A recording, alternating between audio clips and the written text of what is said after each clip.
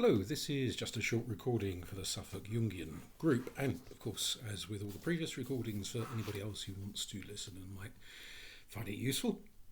The theme for this month's discussion with the Suffolk Jungian group is the Red Book, and this is indeed Jung's Red, or at least a copy of Jung's Red Book. Obviously, it's not the original. It's, as you can see there, got the subtitle Liber Novus, the new book. It was called the Red Book because the original version of this was written in a journal that was bound in red leather. He also had a set of journals bound in black leather, and he transcribed some ideas into those black bound leather books, and they've been subsequently published under the title of the Black Book, and then transcribed ideas from there into the red bound leather journal. So this is a sort of a culmination of ideas found earlier on. Now it is, as you'll note, really very thick, although this admittedly does include quite a sizable introduction from the editor of this particular text. So it's not all Jung's works, but even if you just look at the bit that is Jungian, Jung's own words, it is quite sizable. So for a short introduction, obviously we're only going to be able to touch the sides of it, and it's the sort of thing a Jungian could come back to again and again. You could look at different chapters and go over it and over it and over it, and possibly we'll end up coming back to it at some point in future discussions with the Suffolk group. But a little bit of historical context to start with.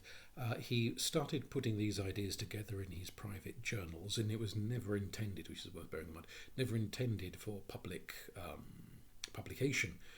It was just his own private journals, his own personal reflections, and it wasn't published until long after he was dead. So the journals or diaries, or however you want to describe them, reflected his experiences from about 2013 through to 1913 through to roughly 1930. And there's a period in which obviously you had the First World War, and Jung was directly involved in the First World War, so he had those experiences. He saw his own country, he saw the surrounding countries in Europe descending into a kind of collective insanity as war just spread and spread and spread. And whilst the members of the Jungian group, none of them have been on battlefields, so far as I'm aware, none of them have been on battlefields. There might be people listening to this from further afield who have been serving military personnel, or maybe civilians who have been caught up in a war at some point in their lives and possibly had to flee to other parts of the world. So anyone with direct lived experience of warfare will appreciate this is charting a period of time in which not only did he feel he was having a sort of a breakdown, but maybe also a breakthrough, which is an idea that the Scottish psychologist R.D. Laing echoes his notion that breakdowns are often breakthroughs, or at least potentially could become breakthroughs. So there's a bit of that going on there. At a very personal level for Jung, his marriage was in trouble, his professional career was in trouble, there were all sorts of problems going on in his life. And some people, in reflecting on the Red Book, have suggested it's almost like a kind of a psychotic episode he's going through. Jung himself said he didn't want it published because he felt people giving a superficial reading to the book might regard it as an episode of madness, an episode of insanity, which is not how he himself experienced it. Before continuing with the historical element, I think it's maybe worth reflecting a little both on Lang's writings and also on the writings of other people who have been interested in shamanism. That in quite a number of cultures where practices that can be considered shamanic, although there's arguments as to how that word should be applied, that kind of slightly free and easy manner that a lot of New Age authors have of labelling every certain thing going as shamanic, because it bumps up the market value of whatever books and courses they're producing, and shamanism has become commercialised. But if we take an idea that in many cultures around the world, historically and still current today, there are people who have spiritual callings where they feel that they are being drawn by entities in the spirit world, gods, ancestors, animal spirits, whatever it may be. And that part of that calling of them to come and serve and sort of interact with those spirits is that they themselves go through a period in which they psychologically fall apart. They begin to unravel. Their minds are kind of torn this way and that. Not everyone survives that experience of having their mind on. Some people just go irreversibly insane and do not become shamans. Maybe they end up in a psychiatric ward, drugged up to their eyeballs. Maybe they go and chuck themselves off the nearest bridge. Maybe all sorts of horrible, unfortunate things happen to them.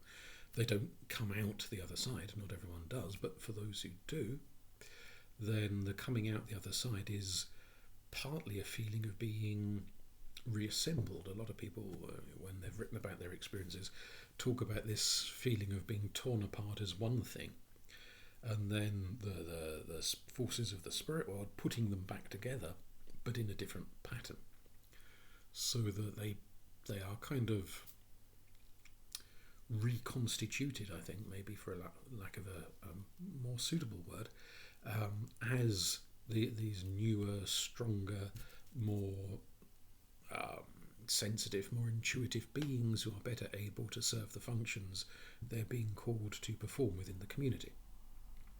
And the shaman, whilst they often sit on sort of somewhat on the outside of a community, they're often quite hermit-like figures in some parts of the world, nonetheless are integral to their communities, because what they do is serve as a link between the needs of living human beings, the needs of the dead, the needs of the various spirit entities in the world around them, the needs of maybe divine forces. They're a kind of what should we say, an ambassador between all of these various different forces, and trying to serve the community, both the human but also the wider not human community. And part of that is this process of being torn apart and put back together. And having been put back together, a significant feature of most shamanic traditions that I'm aware of is that the individual has then the ability to travel back and forth between this world, the world of sort of ordinary, everyday, quotidian consciousness, and the world of the transcendent, the world of the sublime, the world of the spiritual. So they are travellers between worlds. And, well, kind of going a little bit off the point there, but I suspect what Jung was going through in that period between 1913 and 1930 was this kind of tearing apart and putting back together again. And so that once he was put back together again, he became well, it's probably ridiculous to say he was a shaman, because I don't suppose he would have thought of himself in that way, but he became somebody capable of moving between worlds, of being sensitive to the existence of archetypal forces and all these kind of transcendent entities, of being able to guide and steer his clients, his patients, through their own personal crises, or of writing books that could steer a wider readership through their understanding of the world in which they lived. And that afterwards, a little bit like a shaman in some cultures, he had one foot in this world and 1 foot in another world, and was this kind of liaison figure going back and forth between worlds, guiding and providing information to people as a sort of a teacher, a wise person. So there's that going on, and various letters he wrote, and discussions he had with people that are recorded. There is a sense in which maybe he didn't want the books published because he was partly worried that it might damage his professional reputation, because they are quite disjointed. It's not written to be read by another person, to be understood by another person. It's him jumping between recording dreams, recording visionary experiences, then sort of umming and ahhing about what they might mean, There's sections where he's mulling over biblical passages and possible interpretations.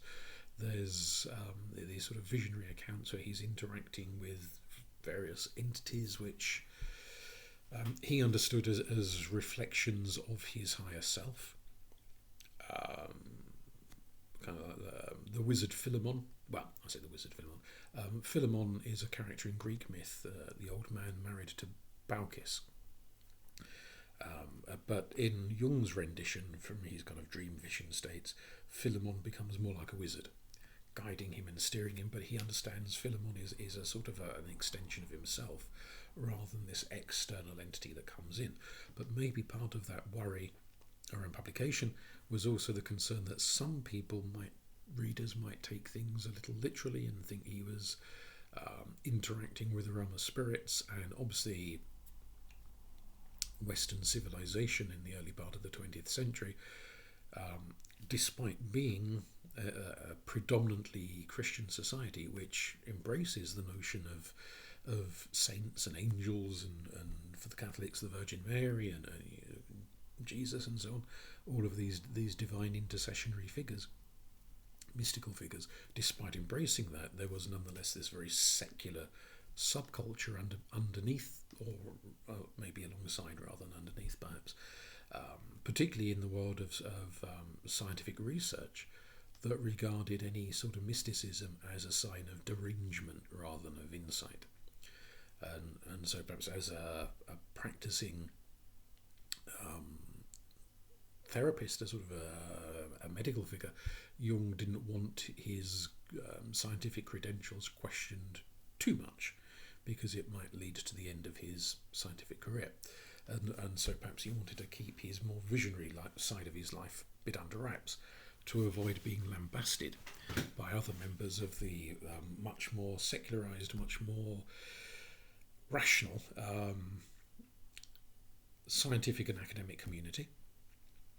I think also to some extent perhaps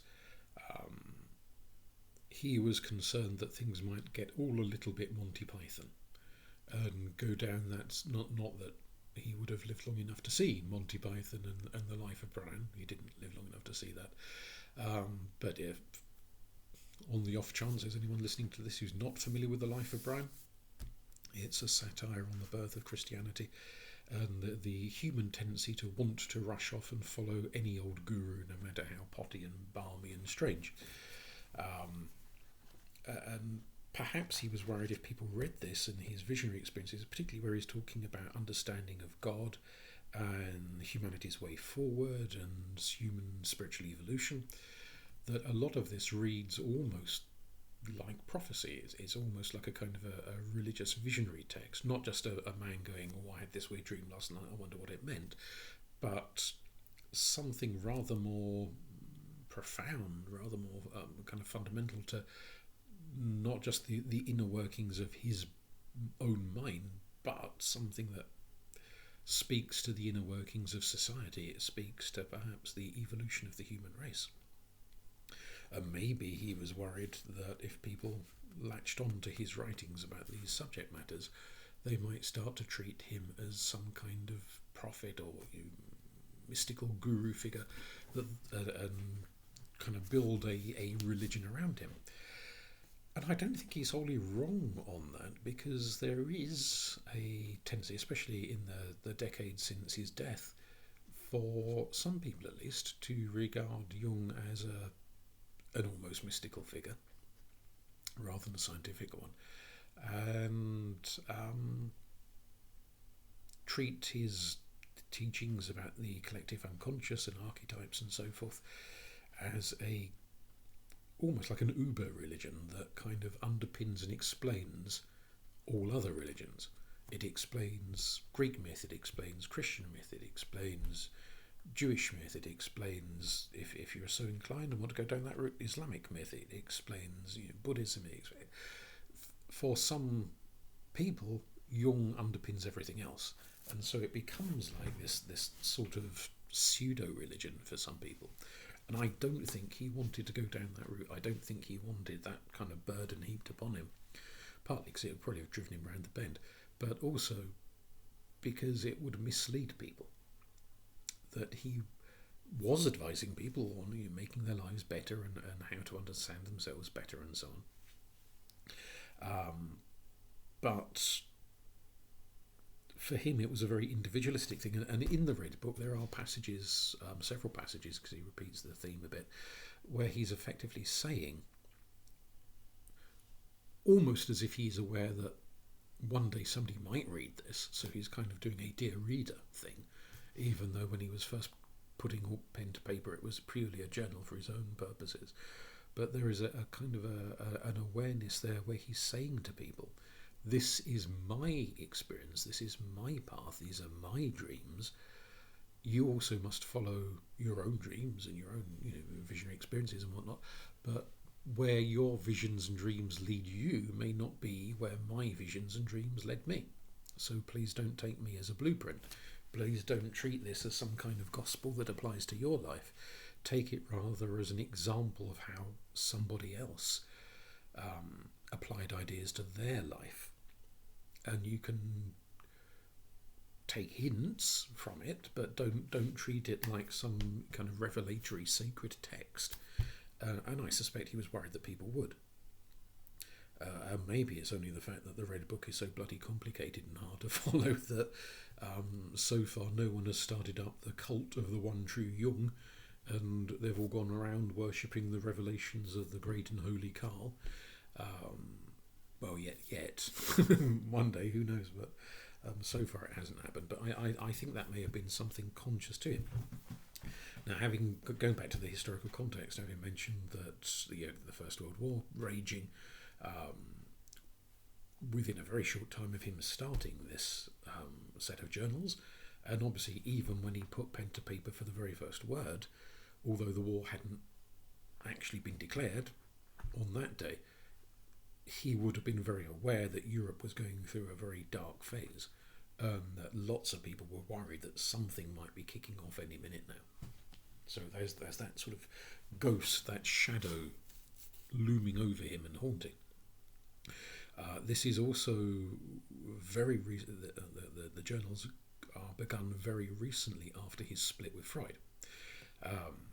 So he's had a few years where he was Freud's golden boy, and you could say Freud was his father figure, his guru, his sort of guiding force. And they've gone from this father number one son relationship to handbags at dawn and never speaking to each other again. Primarily at Freud's insistence. It's Freud who says, get out of my house and don't darken my doorstep again, rather than Jung, who is storming off, clutching his pearls and refusing to talk to Freud. It is very much Freud is the expelling force here. And that's part of what leads to Jung's sense of breakdown, not only all the other things like the marriage problems and global politics and so on, but a sense of being, if we can put it this way without getting too melodramatic, almost like a fallen angel cast out of heaven. That Freud is this kind of slightly godlike figure in Jung's mind, this person who knows the inner secrets of the human mind. And Jung has been his golden boy, his number one ranking archangel, until the day when he's cast off his pedestal and told, you're asking too many questions, you're disagreeing with too many teachings, you're challenging too many of the fundamental laws, and get out, don't come back. And a bit like Lucifer booted out of heaven, there is that sense of him falling and falling and falling and not quite knowing who the hell he is anymore, and what he's going to do with his life, and where he's going, and what does the future hold. And so this is the tearing apart, the falling apart. And he does say in here, there's a section where he talks about it being a useful therapeutic technique to journal. Of course, these days journaling is quite a popular thing to do, but back in 1913, 14, 15, it was, whilst a lot of people did keep diaries, it was not necessarily for the purpose of reflecting on their spiritual development. It was more, today I spent too much at the sweet shop or whatever. It was just sort of humdrum, boring things, rather than spiritually purposed journal keeping, and that's what he's advocating, that this idea of having your own set of journals, in effect having your own red book, and maybe this is a thing we could discuss in the Suffolk group, who amongst us actually already has their own journals where they diary their kind of inner mental psycho-spiritual machinations, and which of us don't, but maybe are thinking about starting having something like this and creating our own red books or whatever colour of binding you happen to find when you go and buy your journal from a shop, charting your development, charting your growth, primarily as he did for your own usage rather than so that you can show it to anyone else and get them to read it, but so that you can, 5 years down the line, you can sit and read back and think, oh yes, I do remember going through that, oh, and now I understand with the hindsight of an extra 5 years what that must have meant when I had that weird dream or that strange insight or this or that or the other, and so this kind of journal keeping is not just to get it down on paper, get it out of your head, kind of exercise it, but also so that at some point in the future you can reread it, and that returning to source, like the salmon going back to its spawning ground, becomes a way of you better understanding something with the addition of the years that have passed. So there is that kind of element we could think about as taking, not just to talk about what Jung wrote in his book, but to think about whether or not we'd like to have a similar book ourselves. It is a hugely involved work. It goes all over the place and picks up on a lot of Christian imagery. There's a bit of classical imagery. There is sort of Sumerian imagery. There's all sorts of stuff that comes across in his dreams. Obviously a very well-read man, as we all know. I wonder, to some extent, going back to this kind of breakdown of the soul, this shamanic tearing apart, whether for Jung a key issue is Freud, in that had he remained on good terms with Freud, or never even met Freud in the first place, then would any of this have happened? Is it necessary for him to have gone through this booting out of Eden, getting the order of the boot from his father figure? Had Freud been a woman, would it have been that? So it'd be a mother figure rather than a father figure, obviously. Would it have been the same thing? Would it have gone in the same way? I'm thinking here in the sense of Jung's ideas around the shadow, the senex, the anima and animus, that some things like the shadow and the senex are the same sex as the individual. So a man has a male shadow and a woman has a female senex, whereas the anima animus is contrasexual, it's the opposite to yourself. So if the guru is the same sex as yourself, man with a man, a woman with a woman, does that set up one kind of dynamic, whereas if they're of the opposite sex to yourself, does it set up a different kind of dynamic? And so when that relationship ends, whether because you have a big tiff and storm off in opposite directions, or because one of them dies or moves to a different country, or whatever on earth may go on, and suddenly the relationship is no longer there, does the gendering of the relationship have a significant impact? And I think Jung would probably say yes. So the fact that Freud was male and therefore a father figure did lead it to be a different kind of experience for Jung than if Freud had been a woman and a mother figure. I think there is an element of that. And perhaps picking up on ideas that more recent thinkers, both Jungian and non-Jungian, have touched upon.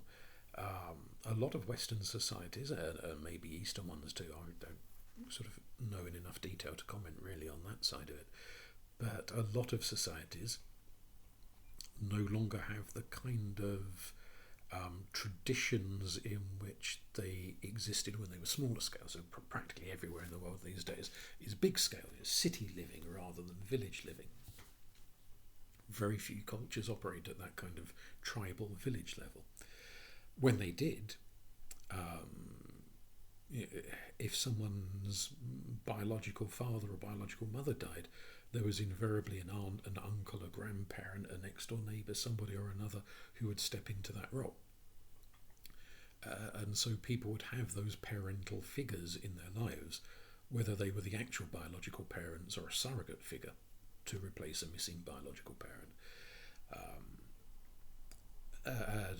Both when they were children to do the sort of day-to-day upbringing, but also as they got to adolescence and they achieved an independence from their biological family. But the movement into, and here I'm thinking of the kind of apprentice-master relationships that many small-scale cultures have had, whether it's learning how to be another blacksmith, or it's learning how to be another shaman, or it's learning how to be another whatever kind of skill set is required. Many cultures there is an older man or an older woman who takes on the role of senex, and the senex, as we were saying in the other month in a recording, is a parental figure. It's an extension of the mother archetype or the father archetype, depending on gender. So that wise person who teaches a set of skills and values and attitudes and practices and fundamentally personal discipline is not the biological father or the biological mother, but is in a surrogate position to take on that role. And so when the relationship ends, when the pupil graduates, in effect, and becomes a master in their own right, or there's a huge rift, like Freud and Jung, or someone dies, or various things that can happen to disrupt a relationship. Is there a split, a psychic experience, not dissimilar in a sense to kind of leaving home, leaving the remit of the father or of the mother to go out into the big wide world, that leaving the remit of the teacher, of the guru, of the wise person is a similar but not identical experience, and is a necessary transition. So going through back to the alchemical stuff we were talking about a few months ago, from the nigredo to the albedo to the citrinitas, this is the citrinitas moment at the end of the citrinitas as it's turning into the final phase of the rubedo, the reddening,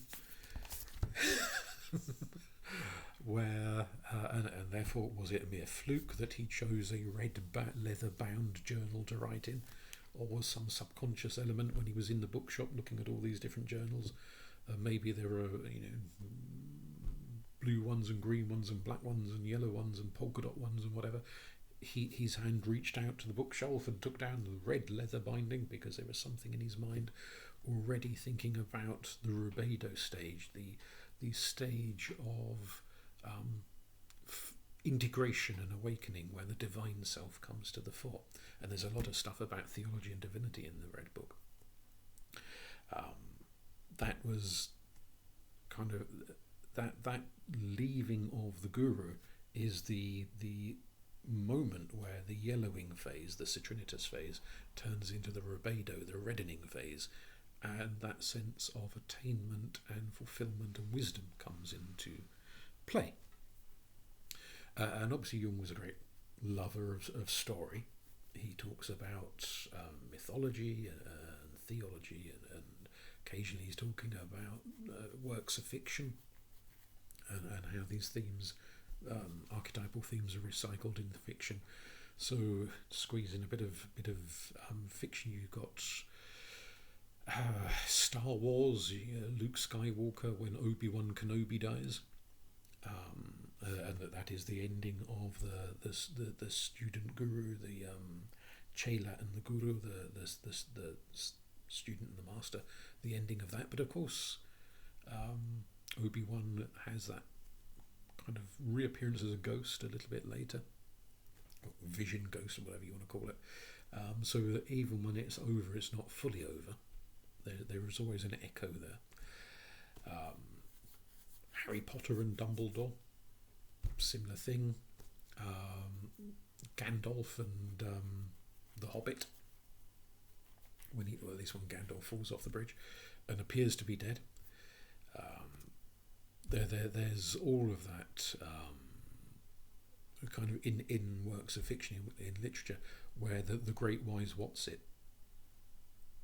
dies, usually ceases to be in some capacity, and the junior figure, the eternal child, the student figure, has to then leave the shadow, leave the protective veil of the Senex and strike out on their own and take with them all that they've learnt from that protective figure.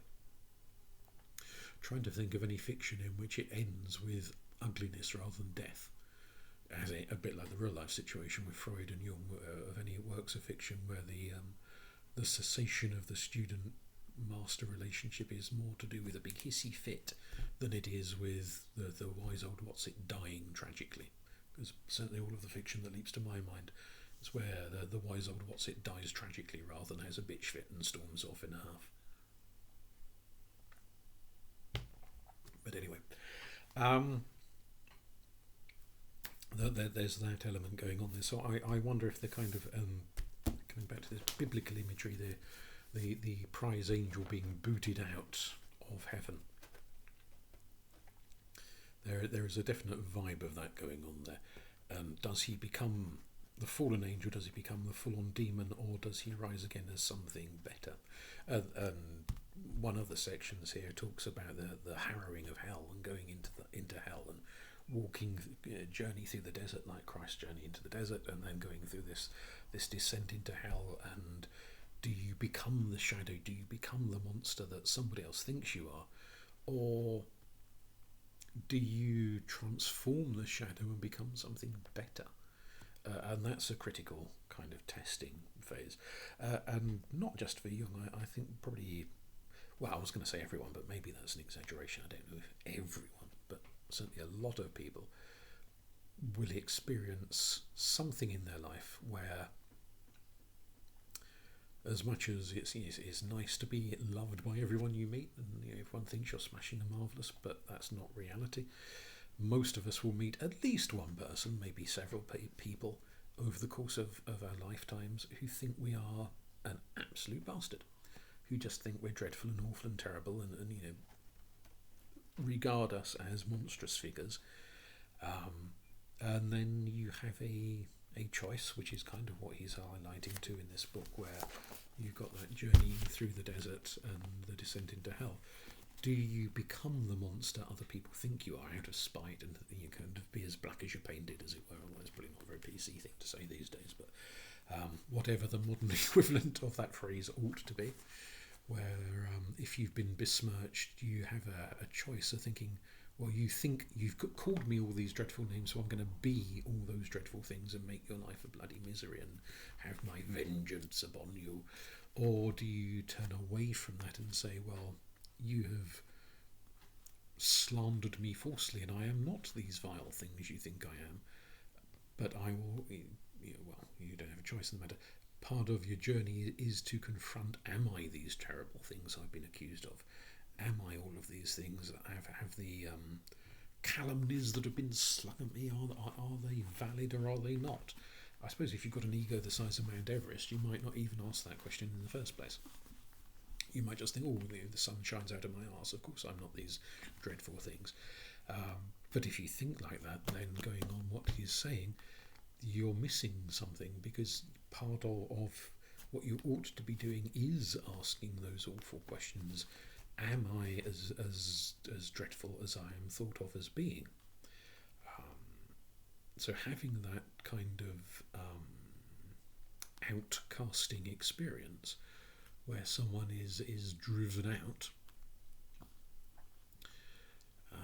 is important. I'm not too sure whether the identity of the person doing the driving is important. Does it have to be the wise guru? Could it be some other random person who does the get out, don't darken my doorstep again bit, and still have the same psychological impact? I don't know. But that's the thing we can discuss in the group or indeed people who aren't in the group might want to leave comments discussing it as an idea. But it's, for Jung, I think, a vital part of the experience, or at least it was for him. Now, whether it is for everyone, I suppose, is another question again. Maybe some people can go through their lives and not have that experience and not be in any way disadvantaged by not having that particular hurdle to overcome. And that is an important thing here, because one of the things he talks about, and I jotted down a little quote. I should have put the page number as well. I didn't think to put the page numbers, never mind. He says somewhere in here, you should all become Christs. And it's said in the context of obviously his understanding coming from a very Christian family background of the story of Christ, and obviously Christ goes through this period of rejection where the baying mob say kill him, and then Pontius Pilate says all right, then let's nail him to a cross. So he's going through all of that, which maybe Jung himself felt he had been kind of a little bit crucified by Freud and Freud's loyaler followers, who sort of said, oh, get out, you bastard, and joined in the scorning of Jung. So maybe he felt kind of an echo of that himself, but he's implying that everyone should go through that at some point, that it is a necessary step on the path to rubedo, on the path to this kind of integration of the psyche. So if you do have a somewhat nicer life where no one is horrible enough to do that to you, then maybe you would be missing out on a vital step. Maybe. I don't know. Maybe. But part of what he's saying when he's saying you should all become Christs is that part of the being of Christ is not to be, this glowingly lovely being that can walk on its own bathwater, but is to experience the pain and suffering, to experience the awfulness of the crucifixion, of the contempt being heaped upon him, of the scorn and the derision as he's walking up the road with a cross on his back, and all of the mob are spitting at him and just being vile and awful. That experiencing that dark night of the soul, let's call it that, is a vital step, and that you do not get to become the divine figure at the end in the rubedo stage without having first gone through that dark night, without having first gone through that endurance of the pains and hostilities of the world. So in other words, you can't go through life avoiding pain. Pain is inevitable. And then there's obviously different types of pain. The pain that comes from disease and illness, the pain that comes from poverty, the pain that comes from emotional rejection and being dumped or whatever, the pain that comes from bereavement and loss, all sorts of different pains. Whether they all have the same effect on the psyche or different types of pain have different types of effect, that's a point for discussion. I personally would go down the argument that different forms of suffering have different outcomes. So maybe there's only certain forms of pain that have this kind of Christ-like pathway to them as the individual goes through this process. And thinking from this with my polytheist head on, it's an interesting one. There's been various attempts by authors over the years to kind of draw parallels between the story of Christ and similar kinds of stories appearing in other mythologies in other parts of the world, particularly this idea of the dying and resurrected God. But part of me feels that is often cherry picking. This little bit of this myth is similar to that little bit of that myth, therefore we can imply somehow it's all similar, when only it's actually little bits that are similar, which I think is missing on something. For those born into a Christian culture, particularly those who are Christians of whatever level of commitment, casual or deep or somewhere in the middle, part of becoming Christian, I would say, and this is a bit of a bloody cheek on my part because I'm not Christian, so what the hell do I know, is that you are committing to be like Christ. You are committing to go through similar experiences that Christ went through, and you know what they are because you've got the Bible to tell you what they are. The kind of key points, both the highlights of being able to do good and heal the sick and do lovely, marvellous things, but also the low points, the suffering, the rejection, the crucifixion, the harrowing of hell, and so forth. So the decision to become a Christian is the decision to take that on. Now, if somebody makes the decision to be a Buddhist, do they do so in a comparable way where they're taking on board becoming like the Buddha and experiencing the key points in the story of Buddha? I would say probably yes. By extension, if somebody becomes a devotee of Dionysus, do they take on board a commitment to experiencing the key points in the story of Dionysus? Again, I'd say probably yes. You could potentially extend this to some kind of oddly atheistic level and say even those who reject religion as nonsense commit themselves to a story of some sort and take on board a commitment to become like whoever the non-religious secularized character is in the story that they commit themselves to. There are those who do not appear to commit themselves to any kind of a story, secular, religious or otherwise.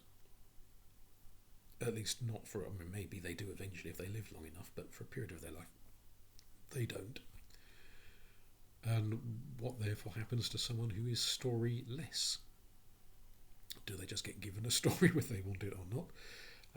Or do they just meander around with a kind of slightly chaotic life that's not following a particular pattern? I think to some extent this is echoing ideas from Eric Berne, a developer of transactional analysis, where he talks about the life script. He's not talking about it in a particularly religious context, but maybe a conscious decision to take on board a life script is important, because it's got to be a conscious decision rather than something you fall into by default. And that's Burns' argument, is that if you don't make a conscious decision, you fall into a script by default, and it's usually whatever script your parents gave you. And half the time, because when you were given it, you were a small child, so you were sort of not in a position to make decisions. You just got what you were given. You know, have your dinner and like it.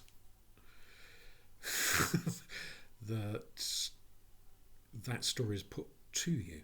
Now, what's not clear from Berne is what happens if there is more than one story put to you. So, obviously, if mum and dad both have a similar story and they put the same story to you, you've got a choice of one. But what happens if mum has story A and dad has story B and Uncle Fred's story C and Granny story D, and you've got all these stories put to you? Do you just have a kind of a garbled bit of everything? Or is it whoever's got the most dominant personality or spends the most time with you or whatever? Is it their story that wins out? The kind of technicalities of the procedure are not obvious in Eric Berne. But again, a point for discussion, perhaps a point to think about and reflect on in various capacities. Just a couple of other little bits that he made. I think there's so much he mentions in here, you could be here forever talking about it, but just a couple of other little bits I thought might be interesting to include as discussion points for the group meeting at the end of the month. Again, going with the sort of Christian imagery, he is talking about the idea of Christ being sacrificed, crucified on the cross, and the death redeems the world, and so on. And he emphasises that each person and himself in his own kind of visionary dream experiences, he is at once the one getting sacrificed and the one doing the sacrificing. So he is both he's both Christ on the cross and the guy with the nails and a hammer banging it in and nailing Christ onto the cross, which shows I can't remember who. Is that person even named in the Bible? I can't remember off the top of my head. That's bad, isn't Maybe somebody listening to this will have a much better memory than I've got and know exactly who it was that was hammering Christ onto the cross, if indeed the guy is named. Longinus, the centurion, obviously jabbing him with the spear a bit later, but Longinus wasn't doing the hammering. He was doing the spearing. But anyway, whatever the guy's name is, Sid, who knows? The one performing the sacrifice and the one getting sacrificed are two different aspects of the same person, which is something that constantly coming back to in Jungian approaches, that when you're looking at a myth, all of the characters in the myth are aspects of one person. They're not different people. They're one person, but we play, different bits of us play different roles. So there is a part of us that gives itself, and it's important to give itself. Particularly, he's connecting with notions of ego in a sense here, that if you are, as we all are, at points in our lives quite self-absorbed, quite taken up and lost in our own little worlds, giving very little thought to anyone around us, that there comes a point where that has to be given up, sacrificed, let go of, and you give your sense of self. And another bit of you has to be conscious enough to do the sacrificing, to do the giving, to be the one that hammers the nails in, or waves the sword, or whatever imagery it is in a given story, to do the sacrificial bit in order to grow, in order to become more than you were. And it's a painful thing to do, to lose that sense of self, to lose that sense of being ever so important and special, and this, that and the other. All of the kind of fripperies that people build themselves up with over the course of a lifetime. Letting go of all of that. I say letting go, the sacrifice is more like a ripping away than a letting go. It's not a genteel process, it's a visceral process. It's painful, but that pain has to be endured, and we're back to this image of having to endure suffering, having to endure pain. For Jung, as for Viktor Frankl, the importance is not that you experience pain. The importance is how you experience pain. Do you experience it in a way that leads to growth, or do you experience it in a way that prolongs the pain, makes it more miserable, more unpleasant, like the Dickens character, Miss Havisham? She's gone through the pain of being dumped at the altar when she was young, and 20, 30, 40 years later she's still clinging on to a skanky old wedding dress and a mouldering wedding cake and all the rest of it, and instead of getting over the pain, she's extended it and extended it and extended it. She has become the pain rather than grown beyond it. And I think there's probably quite a few people in the world that become their pain rather than going beyond their pain. I think that's quite a risky path to go down, but probably a popular one to go down. Particularly, I think maybe if we cannot imagine anything beyond the pain, maybe that's part of the issue, that if all you know is pain, you can't imagine a life without it. Like, all you know is to be an alcoholic or a drug addict or whatever. You cannot envision what you would be like if you were not an alcoholic, if you were not a drug addict. So you never allow the possibility of you becoming something other than what you are now. And I think that's quite unfortunate, but we'll leave it there. There's a lot to discuss, and we'll pick up on it next time.